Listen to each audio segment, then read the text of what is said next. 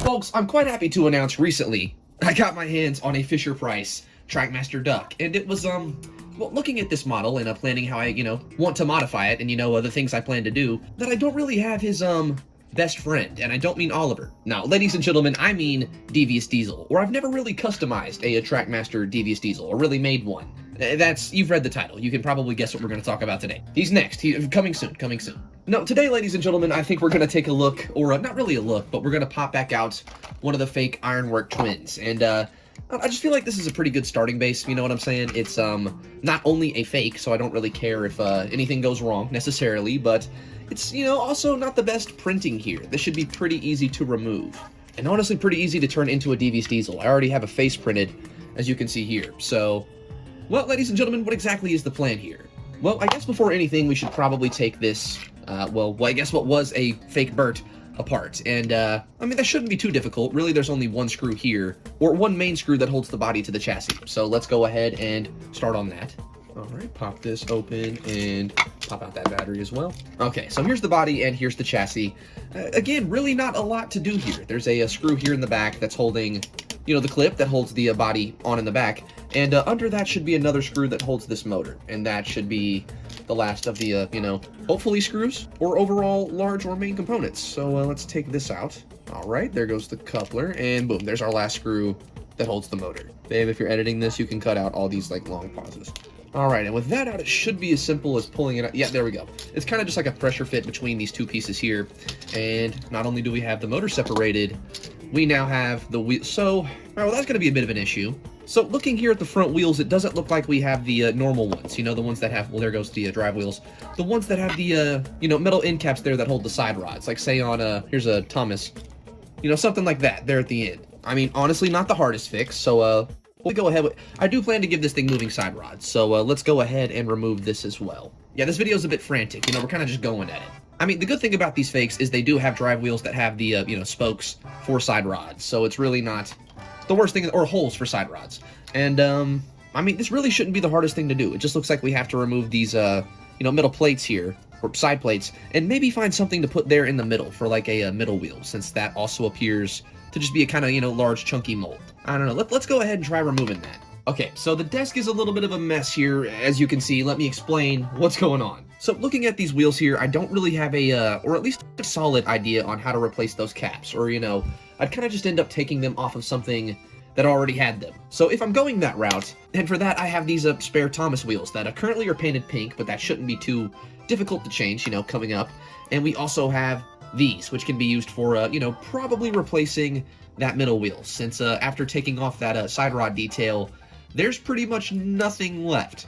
I'm probably just going to remove those as a whole. So I'll cut off the pegs in the middle and then, paint those black, glue those to the side, and yeah, again, this really shouldn't be too difficult of a mod. It's just overall requiring a little bit more than I initially anticipated. But on that note, since we know what we're doing with the chassis, what's the plan here with this body? And it's really, not really anything too difficult, I should say. So, ladies and gentlemen, should you ever need them, and I highly recommend these, if you're a modeler like me, on Amazon you can get these very small, kind of cheap files that are just, different, varying grids. And I think if we use one that's high enough, we shouldn't damage the overall body, but also should be able to get that off pretty easily. So, I guess now let's continue with taking this apart, getting this thing ready to be painted.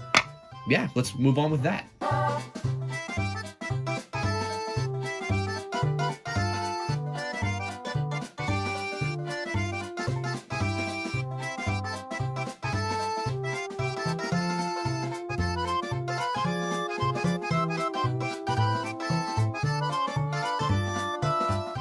I didn't expect it, but the Sodor Ironworks here, or the printing here on the side, is a lot better. It's holding up a lot more than I thought it would. So far, I've only tried, like, very, very, again, high grit sandpaper, or stuff that's very, not, the strongest. But to be fair, this does feel very smooth. You can really feel no printing on the side, and that's really all you need when you go to prime these things. Same thing here with the front. It's still pretty much there. You can hardly tell I even sanded, unless you look very, very closely. It just kind of looks a little bit distressed now.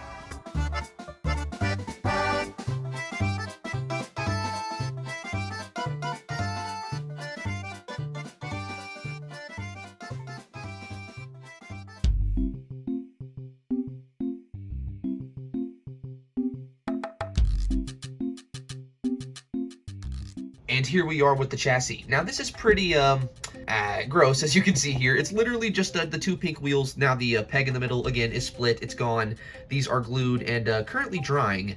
I guess I'm going to have to paint all these wheels, which that makes sense. I'm going to repaint pretty much the entire body and chassis anyway. So I guess we'll leave that to dry, and then we'll talk about what we're going to do with paint. I guess for a little bit we'll leave this to dry, but what exactly is the plan for painting these things? Well, I clearly don't plan, or hopefully don't plan, to leave these things pink, as you can see here. You know, I think I'll go a very similar route to the fake Donald and Douglas. I'll probably just prime these things, paint them in like a very, I don't know, overall brown, and then just dull them out with some black, you know, kind of add some weathering. Same thing here with the chassis.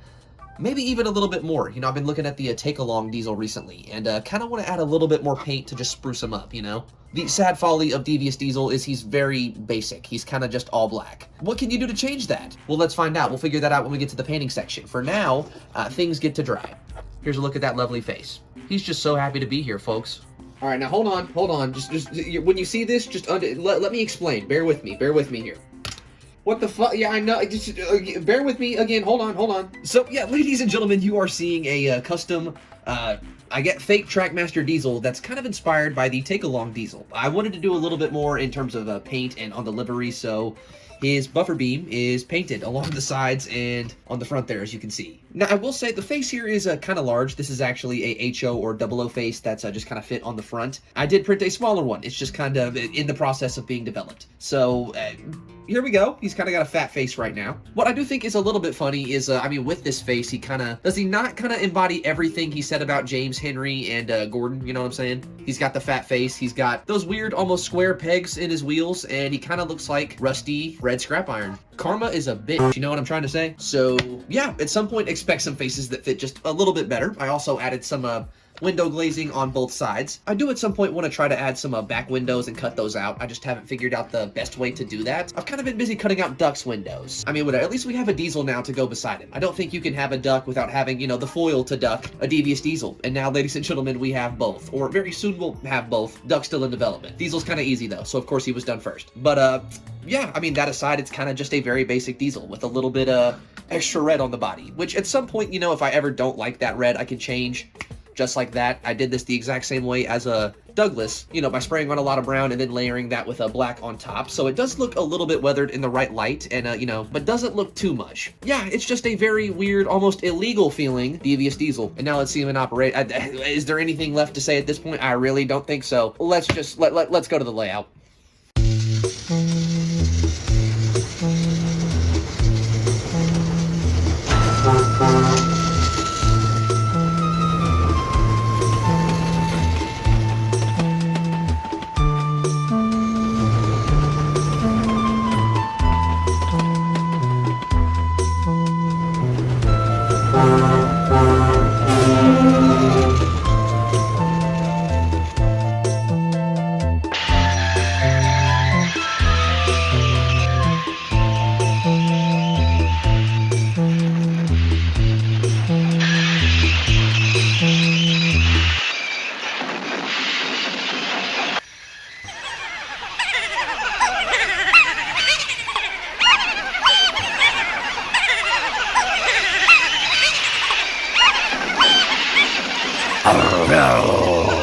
Growled Diesel and scuttled away to sulk in the shed.